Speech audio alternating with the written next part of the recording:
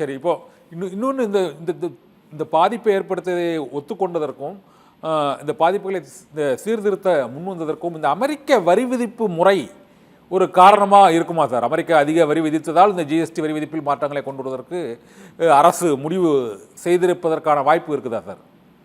இதுதான் காரணம் என்று நான் கருதுகிறேன். ஏன்னா நான் கூட உங்க சேனல்ல கூட நம்ம அந்த அமெரிக்க வரி விதிப்பை பற்றி பேசும்பொழுது நான் 3 காரியங்களை உடனடியாக இந்திய அரசு செய்யணும்னு சொல்லியிருக்கேன். இந்த ஜிஎஸ்டியை குறைக்க வேண்டும் அப்படின்றத நான் அன்றே சொல்லியிருந்தேன். ஏன்னா ஜிஎஸ்டியை குறைத்தால் உள்நாட்டு வணிகம் பெருகும். உள்நாட்டு வணிகம் பெருகி இருந்தால் தேக்க நிலையில் இருக்கக்கூடிய மந்த நிலையில் இருக்கக்கூடிய தொழில் நிறுவனங்கள் தங்களது பொருட்களை ரொட்டேட் செய்வதற்கு ஏதுவாக இருக்கும்னு சொல்லியிருந்தேன். அப்போ இந்த தாக்கம் கிட்டத்தட்ட 20% நம்மளுடைய நாட்டினுடைய எக்ஸ்போர்ட் அமெரிக்காவுக்கு போகும்பொழுது உள்நாட்டு வணிகத்தை பெருக்க வேண்டிய ஒரு கட்டாயத்தில் நம்ம இருக்கு. அப்படி இதுவும் ஒரு காரணம் அப்படின்றது என்னுடைய கருத்து. இந்த டைமுக்கு காரணம் இது. அல்லது இதை பண்ண வேண்டும் என்பது 7 ஆண்டுகளாகவே மனதில் ஓடிக்கொண்டிருந்தது. இந்த எப்படி பண்றதுன்னு ஈகோ ப்ராப்ளத்தில் இருந்தாங்க. அதனால இப்போ இந்த சமயம் வந்த உடனே இதை கொண்டு வரதுக்கு முயற்சி பண்றாங்க. இதையும் நம்ம அவசர கோலத்தில் தெளித்த நீராக இருக்கக்கூடாது. ஒரு உண்மையான ஒரு நல்ல முறைக்கு இது வரணும்ன்றதுதான் ஆரம்பம்.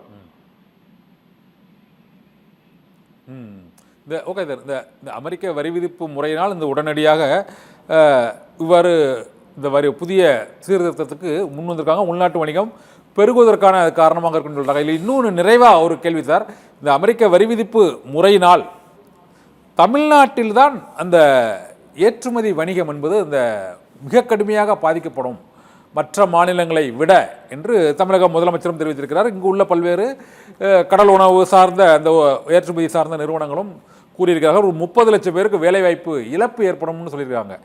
இதுக்கு இந்த அமெரிக்க வரி விதிப்பு முறைக்கும் இந்த ஜிஎஸ்டி சீர்திருத்தத்துக்கும் இடையே இந்த பிரச்சனைகளை தீர்வு காண முடியுமா, அல்லது இரண்டும் ஒரே நேர்கோட்டு பிரச்சனையா அல்லது வேறு வேறு பிரச்சனையா சார்? அது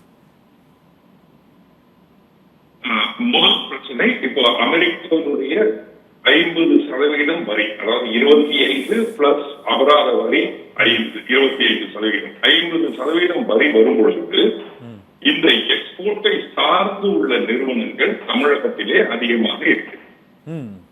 32% ஆண்டினுடைய இந்திய மதிப்பு தமிழகத்திலிருந்து செல்லுகிறது அமெரிக்காவில். சரி, இப்ப இந்தியாவிலிருந்து அமெரிக்காவுக்கு $84 பில்லியன் எக்ஸ்போர்ட் பண்றோம் அப்படின்னாக்க அதுல 32% இந்தியாவில் தமிழகத்துல செல்லுது.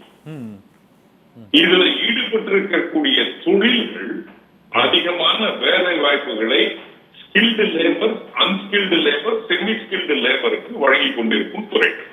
இப்ப ஆயத்த ஆடை அல்லது டெக்ஸ்டைல் அப்படின்னு எடுத்துக்கிட்டோம்னா ஒர்க்கர் ஜாஸ்தியா இருப்பாங்க. ஆட்டோமொபைல் செக்டர் எடுத்துக்கிட்டோம்னா ஒர்க்கிங் பீப்புள் ஜாஸ்தியா இருப்பாங்க. தோல் அணிகலன்கள் அப்படின்னு எடுத்துக்கிட்டோம்னா ஒர்க்கர் ஜாஸ்தியா இருப்பாங்க. அப்போ இந்த செக்டர்ல எம்ப்ளாய்மெண்ட் ஆப்பர்ச்சுனிட்டி மிக அதிகமாக ஏற்படுத்தி கொண்டிருப்பது தமிழகம். சிறு குறு தொழில்கள் நாட்டிலே அதிகமாக இயங்கிக் கொண்டிருப்பது தமிழகம். அப்ப தமிழகத்திற்கு இந்த அமெரிக்க வரி விதிப்பினால் அதிகமான வரி விதிப்பினால் பாதிப்பு நிச்சயமாக தமிழகத்திற்கு அதிகம் தான். அப்போ இந்திய அரசு என்னென்ன செய்ய வேண்டும் என்பதை பற்றி இன்று காலையில் தான் முதல்வர் அவர்கள் மாண்புமிகு பிரதமருக்கு கடிதம் எழுதியுள்ளார். இதை பற்றி குறிப்பிட்டு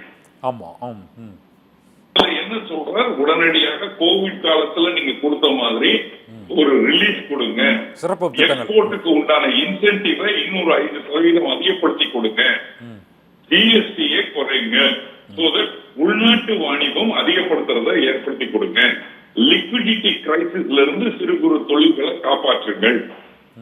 இதெல்லாம் தான் கோரிக்கைகள். அப்போ இதை உடனடியாக செயல்படுத்த வேண்டிய ஒரு எமர்ஜென்சி சிச்சுவேஷன் மாதிரி இதை கையாளணும். தீபாவளி வரைக்கும் வெயிட் பண்ணவே கூடாது. ஏன்னா தீபாவளின்றது சீசன். தீபாவளின்றது அதற்கு முந்தைய மாதத்திலிருந்து விற்பனைகள் அதிகமாக கொண்டிருக்கிற காலகட்டம்.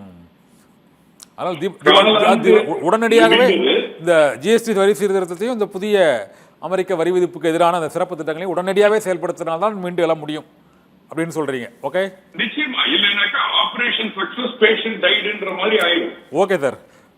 ரங்கநாதன் சார், நன்றி சார். இந்த ஜிஎஸ்டி வரி விதிப்பு மற்றும் அமெரிக்க வரி விதிப்பினால் ஏற்படக்கூடிய தமிழக தொழில்துறைக்கு மற்றும் நாடு தழுவிய அளவில் ஏற்படக்கூடிய பாதிப்புகள் தொடர்பாக பல்வேறு கருத்துக்களை தெரிவித்த ரங்கநாதன் அவர்களுக்கு மிக்க நன்றி. மற்றொரு சிறப்பு விவாதத்தில் சந்திக்கலாம். நன்றி சார்.